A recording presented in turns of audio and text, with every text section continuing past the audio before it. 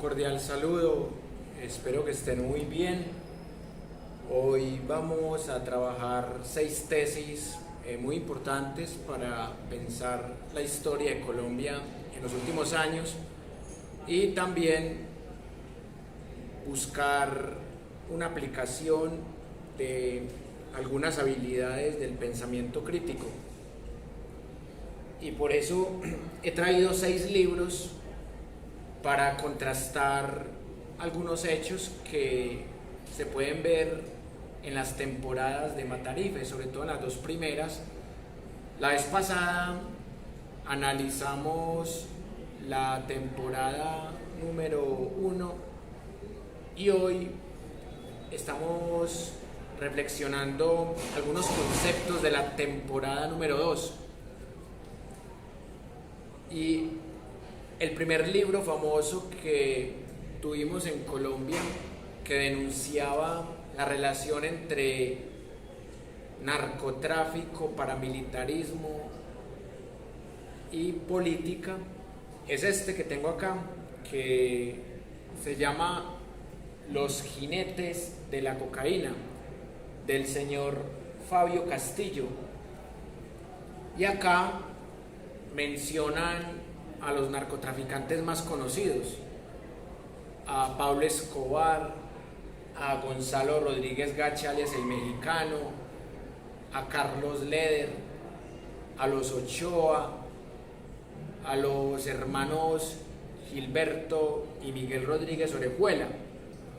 Pero como es un libro periodístico investigativo de la época, que esta versión es de 1988, aquí también hablan de otros narcotraficantes no tan conocidos y también hablan de algunos políticos que tuvieron algún nexo con estos narcotraficantes.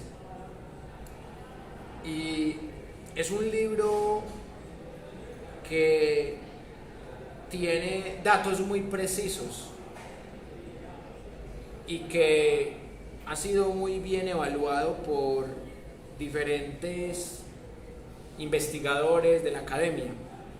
Pero lo que más me llama la atención de este libro es que el señor Álvaro Uribe Vélez aparece en algunas de sus páginas. Voy a leerles 2 párrafos en donde mencionan al señor Álvaro Uribe Vélez, teniendo en cuenta que es un libro de 1988.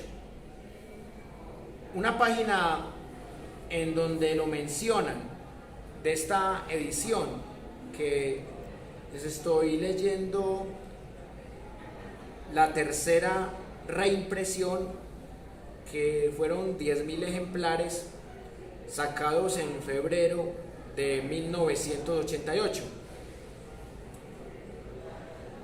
Y acá en esta página dice lo siguiente. Estaba hablando de los Ospina Baraya, entonces conecta diciendo lo siguiente.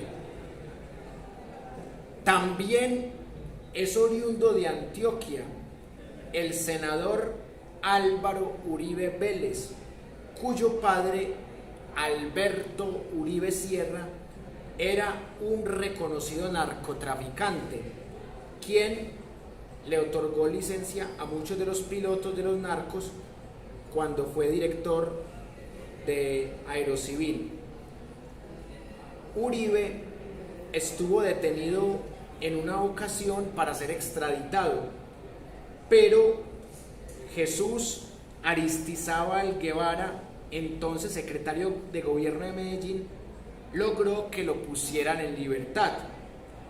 Al entierro de Uribe Sierra, asesinado cerca de su finca en Antioquia, asistió el entonces presidente de la República, Belisario Betancur, y buena parte de la crema innata de la sociedad antioqueña, en medio de veladas protestas de quienes conocían sus vínculos con la cocaína. Estos son los párrafos que acá en esta edición, en la página 72, le dedican a Álvaro Uribe Vélez y a su padre Alberto Uribe Sierra. ¿Saben qué me llama a mí la atención?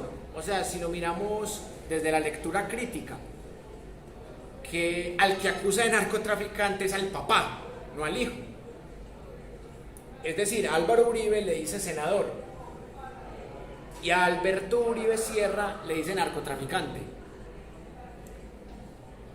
¿Qué podría uno concluir de este primer libro que habla de este tema? O sea, que realmente Uribe no era narcotraficante, es decir, Uribe Vélez, su padre sí, pero él tenía nexos por su padre.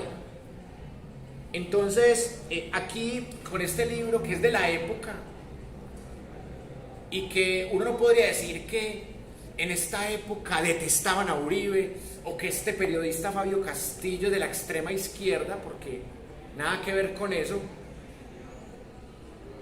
que uno podría decir, bueno, algunos de estos documentales o estos libros se hacen con odio o se hacen con algún sesgo, pero acá yo no siento que Fabio Castillo esté hablando con odio o que le tenga odio a Uribe.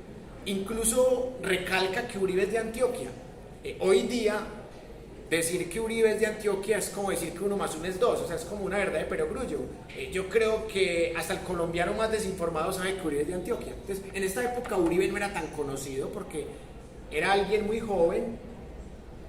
Estamos hablando de hace 35 años. Uribe era alguien muy joven, un senador muy joven, como cualquier senador que casi nadie conoce y que uno le menciona a la gente y como que nadie sabe quién es. Así pasa con Uribe en esta época. Y también hay otro párrafo en donde vuelven a mencionar a Uribe, pero ya no como senador, sino como alcalde de Medellín. Entonces, dice acá algo bien interesante.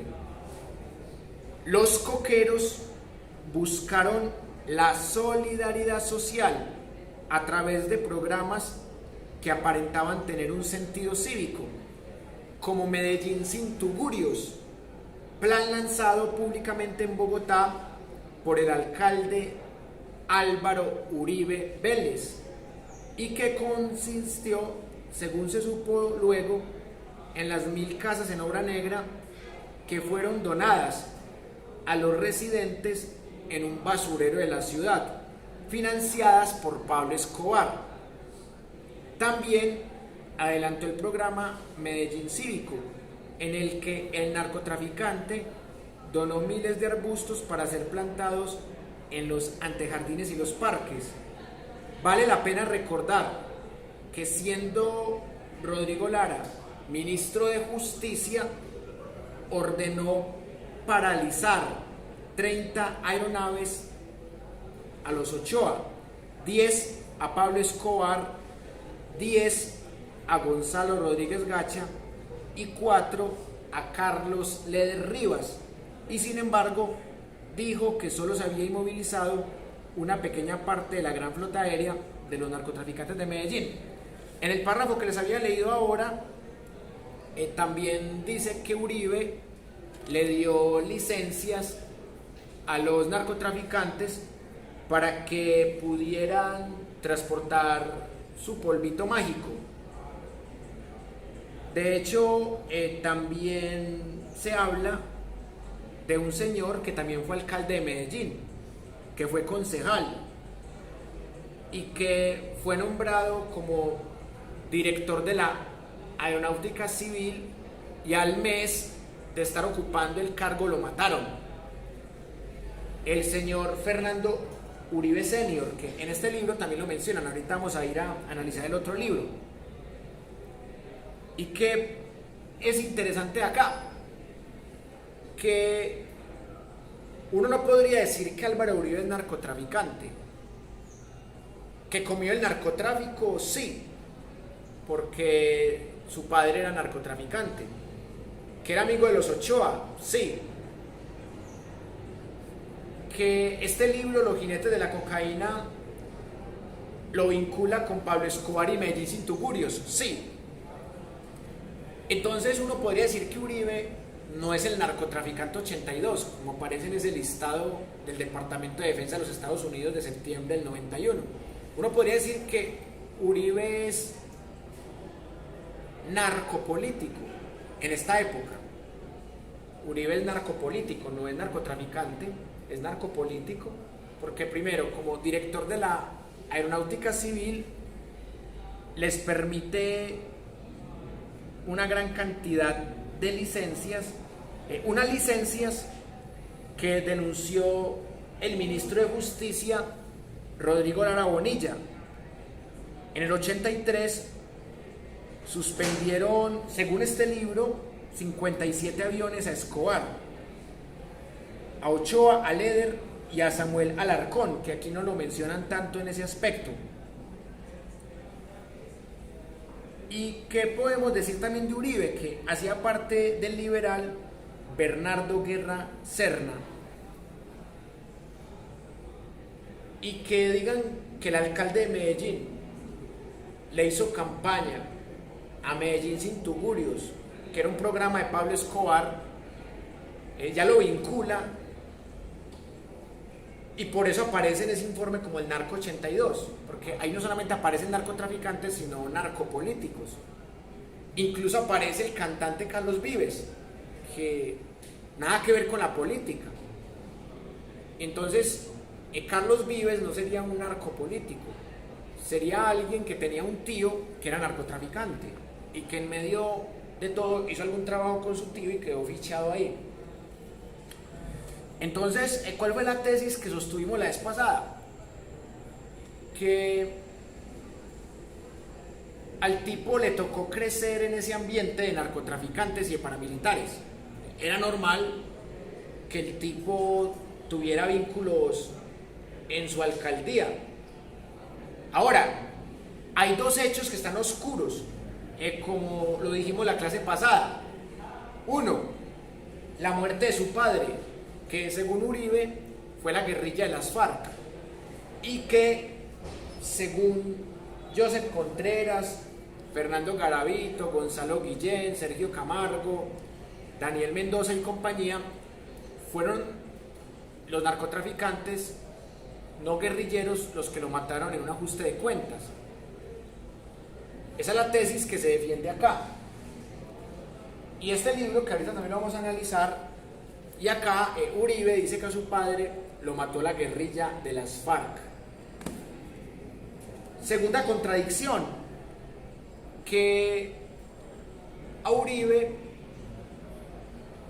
le dicen que él fue destituido de la alcaldía de Medellín por orden de Belisario Betancourt porque descubrieron que tenía que ver con el programa Medellín sin tugurios de Pablo Escobar. Por eso Uribe dura muy pocos meses en la alcaldía de Medellín. Pero el primer personaje que pone en duda la reputación de Uribe es Iván Duque Escobar, el papá del expresidente Iván Duque Márquez. Y también habíamos dicho que en los 90s el mismísimo Iván Duque Márquez escribió un artículo criticando a Uribe por las convivir y diciendo que era un nido de paramilitares. O sea que Iván Duque, el que llamamos el títere de Uribe, era antiuribista en los 90s. Al parecer por herencia de su padre, porque el primer hombre famoso que denunció a Uribe, asociándolo con el empresario y narcotraficante Jaime Cardona, que en este libro también lo menciona. Les invito a que lo lean, este libro de esta edición de 1988.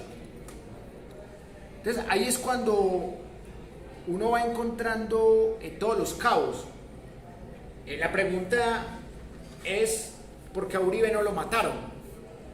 Y al tipo que él reemplazó en la Aeronáutica Civil sí lo mataron al mes. O sea, Uribe duró más de 2 años en el cargo y no lo mataron. Y se supone que a Fernando Uribe Senior lo mataron porque no le quiso hacer caso a los narcos. No les quiso dar licencias para que transportaran su mercancía. Y tanto en este libro de la época, como en ese libro de Joseph Contreras y Fernando Garavito, dicen que Uribe sí permitió licencias para narcotraficantes. Bueno, y también a Uribe lo acusan de haberse robado 43 millones de pesos en su época de alcalde, que también está en ese libro de Joseph Contreras. Y a Uribe no solamente lo asocian con el señor Cardona, sino con el señor César Villegas, alias el Bandi, que eso también lo vimos en la primera temporada de Matarife. Pero esta gente de Matarife pues sacó toda esa información de estos libros, de este otro que se llama Biografía No Autorizada, y no sé si el de Sergio Camargo, porque ese sí no sé si lo hayan citado, porque ese tiene otros datos diferentes, aunque algunos muy parecidos. Entonces, ¿cuáles son las tesis principales de Matarife? Que Uribe es un narco paramilitar, pero yo manejo otra tesis, o sea que Uribe no es narco paramilitar directamente, es decir, Uribe es narco político, según como vemos en estas fuentes, y es parapolítico. Uribe es parapolítico, más que ser paramilitar, es parapolítico y es narcopolítico. Entonces vamos a estudiar los argumentos para sostener esta tesis. Y voy a analizar el último dato que me parece interesante de lo que hablan ahí en Matarife, que tiene que ver con el tema de los falsos positivos. Los falsos positivos son quizás el escándalo más fuerte de la historia de Colombia, o sea, ni siquiera en los últimos años de la historia de Colombia. O sea, los falsos positivos son un hecho tan evidente que hasta Uribe los reconoce que existieron. Lo que dice Uribe es que él no tuvo que ver. Ahorita vamos a analizar esos fenómenos con lupa. Vamos a mirar qué dicen en estos libros de falsos positivos. En este no, porque este lo publicaron en el 2002, cuando los falsos positivos no eran un problema sistemático. En este libro no vamos a tratar el tema de los falsos positivos. Pero acá hay otros 3 libros que nos van a servir también para ese tema. Lo mismo que, bueno, este no, pero lo mismo que el libro de 100 preguntas y respuestas para comprender el conflicto colombiano. Van a ver ustedes la diferencia que hay entre lo que dice Uribe, lo que dice Petro, lo que dice Ariel Ávila y también lo que dice el libro de 100 preguntas y respuestas para comprender el conflicto colombiano. Son visiones totalmente distintas de los falsos positivos. Y también se diferencian en lo que decía Matarife en este capítulo 1 de la temporada 2. Pero hay algo en común entre todas las versiones, que efectivamente los falsos positivos existieron. O sea, nadie los niega. Y eso es algo importante, porque, como decía la señora que escuchamos ahora en ese documental de Matarife, es un delito de lesa humanidad, de terrorismo a Estado. Y que la historia nos permita contar eso es interesante. Pero antes de entrar en materia en los libros en donde vamos a sacar las otras tesis, yo sí quiero compartirles una reflexión y que es importante para el pensamiento crítico. La cartilla santillana que monopoliza la educación evade el tema. Cuando habla de la seguridad democrática y el gobierno de Uribe, en esa parte con la que educan a los niños de bachillerato y de primaria, no mencionan el tema, ni siquiera los falsos positivos. Bueno, yo no estoy pidiendo que mencionen los escándalos que hablamos la vez pasada, que mencionen la GIDIS política, las chuzadas del DAS, agroingresos, robo seguro. O sea, yo no pido que mencionen eso. Son escándalos pequeños comparados con los falsos positivos. Pero que una cartilla le diga a los niños en 2 o 3 párrafos la versión uribista de la historia, que es que Uribe mejoró el país y que mejoró la seguridad, y ya, eso dice. Una cosa bastante vaga. Eso demuestra que la educación sigue siendo un poder muy manipulado, porque lo mínimo que debería hacer la cartilla santillana es lo que estamos haciendo aquí: mostrar fuentes de la época, mostrar fuentes documentales, mostrar qué dice la defensa, o sea, qué dice el mismo Álvaro Uribe en su autobiografía. O sea, hay que mostrar todas las fuentes para que sea la gente la que saque sus conclusiones. Y tampoco se trata de hablar con fanatismo y con pasión y con odio, no. Eso se habla es con cabeza fría, con calma. Ustedes se preguntarán, ¿por qué estamos analizando este tema? Porque se presta mucho para un método de pensamiento crítico. Porque nada más en la muerte de Alberto Uribe Sierra, en por qué salió de la alcaldía de Medellín, que Uribe dice que él renunció por una amenaza guerrillera. Ahí ya uno encuentra elementos mínimo de lógica aristotélica, de ambos no pueden estar diciendo la verdad, ambos no pueden estar mintiendo. O sea, alguna de las dos tiene que ser verdad. O sea, tiene que haber alguna razón por la que él renunció a la alcaldía de Medellín. O no renunció, sino que lo despidieron, como dice la otra versión. Igual pasa con la muerte de Pedro Juan Moreno, que la clase pasada también hablamos un poco de eso. Por eso es importante que analicemos algunos párrafos que definitivamente nos van a ayudar a comprender unos hechos muy interesantes. Sobre todo porque esto es materia de investigación. O sea, los falsos positivos se siguen investigando, siguen apareciendo víctimas, siguen apareciendo culpables. Ya hay más de 1.700 condenados. Es una cifra que va aumentando. En cualquier momento ya son más de 1.800 los condenados por falsos positivos. Pero tanto condenado y no han caído las cabezas más visibles, es decir, Uribe, Santos, Montoya y Padilla.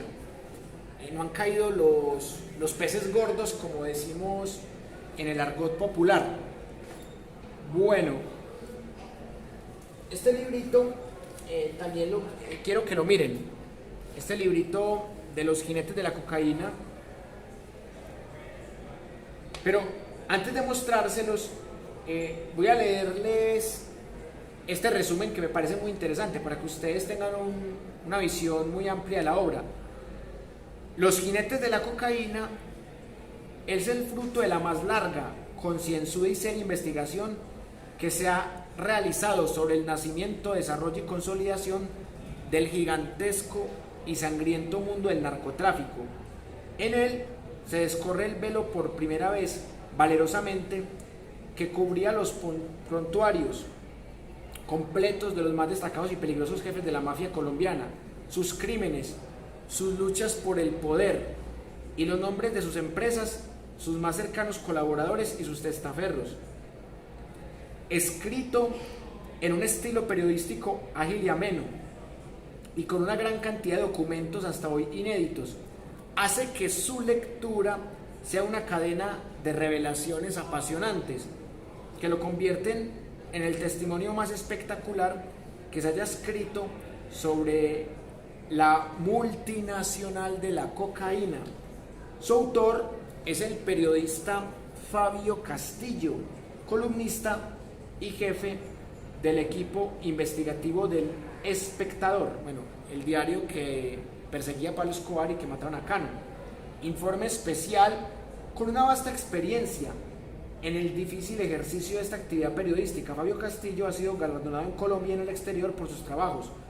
Obtuvo el Premio Nacional de Periodismo Simón Bolívar en 3 ocasiones, 1979, 1984 y 1987.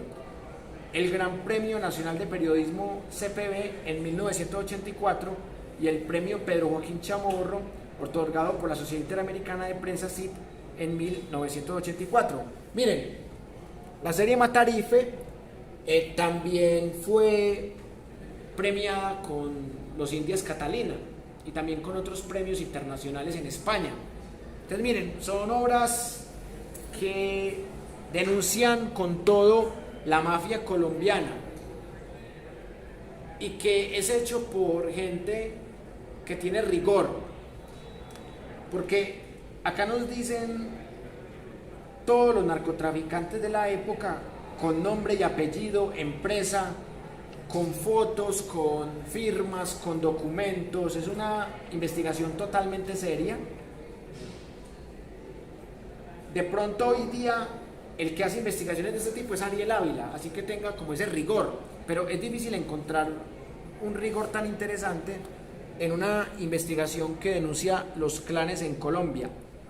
Bueno, les voy a mostrar el libro para que ya después de esto iniciemos con la segunda tesis.